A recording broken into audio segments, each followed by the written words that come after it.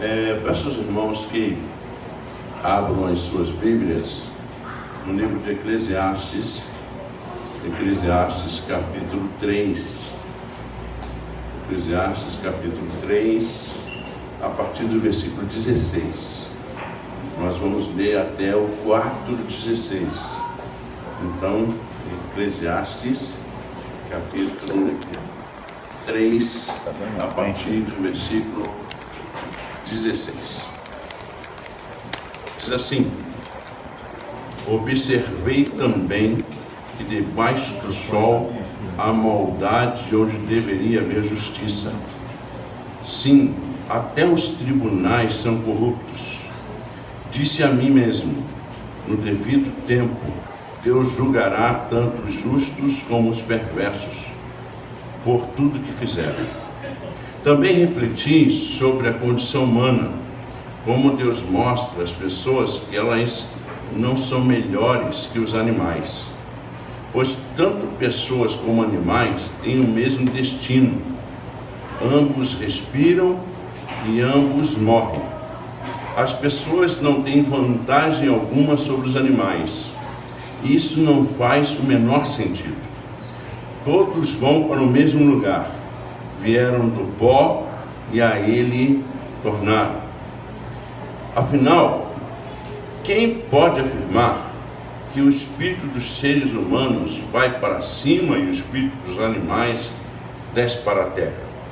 Vi, portanto, que a melhor coisa a fazer é alegrar-se com o seu trabalho. É isso que nos cabe na vida. Ninguém nos trará de volta para ver o que acontece depois de morrermos. Observei ainda toda a opressão que ocorre debaixo do sol. Vi as lágrimas dos oprimidos e ninguém para consolá-los.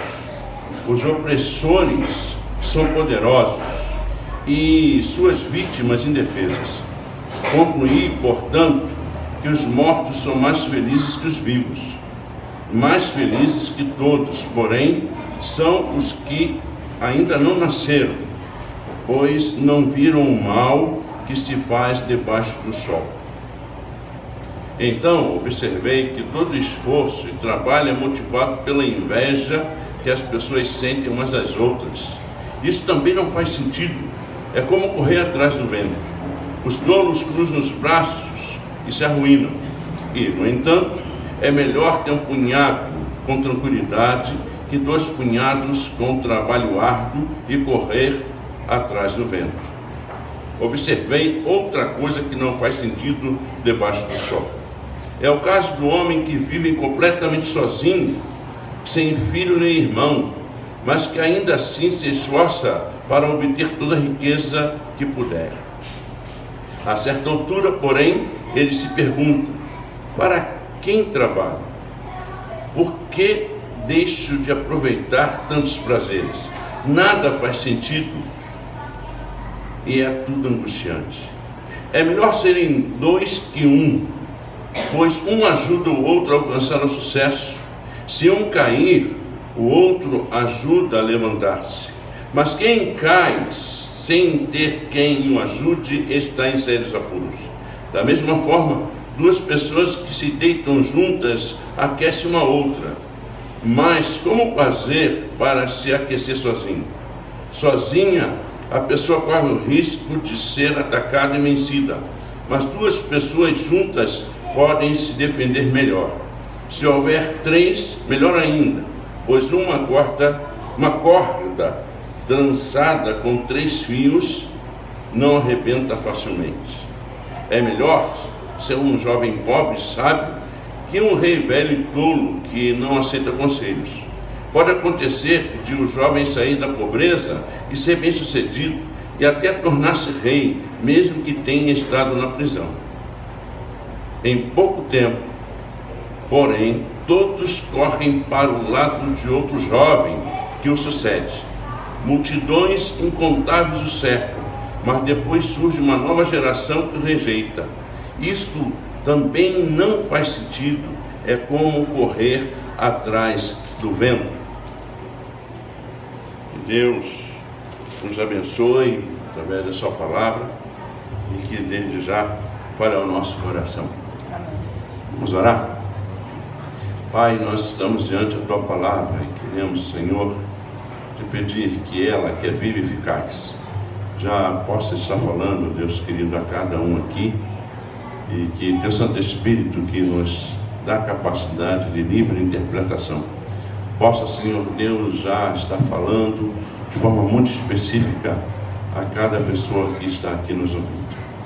Guarda-nos, ó Deus querido, na explanação da mesma, que, ó Deus, saiamos daqui, ó Deus, compreendendo esse texto e cheios, ó Deus, do desejo de Te servir. Nós oramos agradecidos e o fazemos em nome de Jesus. Amém. Amém. Meus queridos irmãos, esse texto é um texto muito interessante, porque ele é um texto extremamente atual. Eu acho que particularmente a gente tem em nós uma coisa que eu chamo de sentimento judicioso. A gente não gosta da injustiça. Quando a gente ouve alguma coisa, a gente percebe que há injustiça, um maltrato das pessoas, em nós ou nas pessoas que estão nos cercando, ou até de uma pessoa que nós nem conhecemos, mas que a gente sabe que foi injusto aquilo que fizeram a ele ou a ela. Bate em nós uma certa ojeriza com a injustiça. Parece que isso é uma marca da imagem e semelhança de Deus. Parece que nós temos essa coisa: Deus é um Deus justo, Deus não gosta de injustiça. E é interessante que a gente, a cada semana, sobretudo aqui no Rio de Janeiro, mas em todo o Brasil, a gente tem ouvido coisas terríveis. É alguém que confunde um guarda-chuva com um fuzil. É pessoas que são violentadas com a presença militar em suas casas. Algo terrível está acontecendo nessa nação, sobretudo na cidade do Rio de Janeiro, ou até no estado do Rio de Janeiro, que a mim traz uma profunda angústia.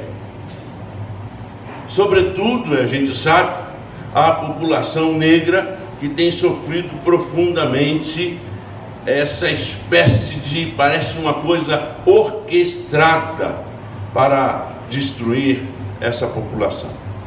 Algo que mexe com o meu coração, me traz uma angústia tremenda de ver tanta violência.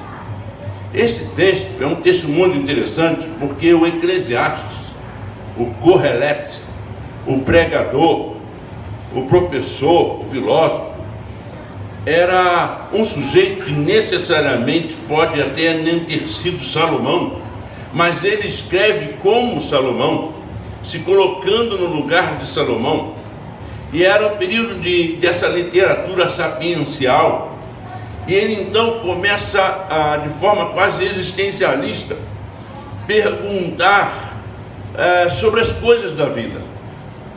E ele fica incomodado porque ele percebe que nada fazia sentido para ele. Nada. É mais profundo a ideia de nada faz sentido do que simplesmente tudo é vaidade. A ideia aqui é que ele não conseguia ver sentido nas coisas. Ele não via sentido num jeito desenfreado pelo trabalho, ele não via sentido num desejo desenfreado pelo prazer, ele não via sentido de forma alguma na injustiça. Ele não conseguia ver sentido. Era um período que Israel já tinha esquecido aquele período mesmo, ou as leis de cuidar dos órfãos, cuidar das viúvas. Então ele olhava para a sociedade e dizia assim: alguma coisa está errada, está tudo estranho. Porque se nós aprendemos a partir de Deus sobre como viver, por que nós estamos vivendo de forma tão diferente daquilo que nós já conhecíamos, segundo os preceitos da palavra do próprio Deus para nós? Talvez essa seja a minha situação, talvez seja a situação sua também. Parece que nada faz sentido. Obviamente não faz sentido 63 mil jovens sendo mortos no Brasil. Não faz sentido isso. Não faz sentido uma intervenção militar que vem destruindo as comunidades. Não faz sentido. Não faz sentido uma igreja evangélica que apoia quem suscita violência. Não faz sentido essas coisas. Eu fico, de certa forma, angustiado com essa falta de sentido que eu vejo hoje em dia. E o Eclesiastes, o filósofo, o pensador, ele também via que nada fazia sentido. E ele mostra 3 formas de manifestação de injustiça. 3 formas da manifestação de justiça. Primeiro, a opressão dos impotentes.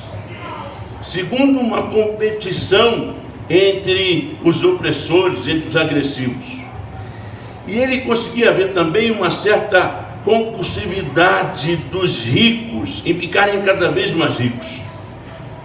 Ele dizia então que essas coisas produziam injustiça. A opressão dos impotentes a gente vê no versículo 16: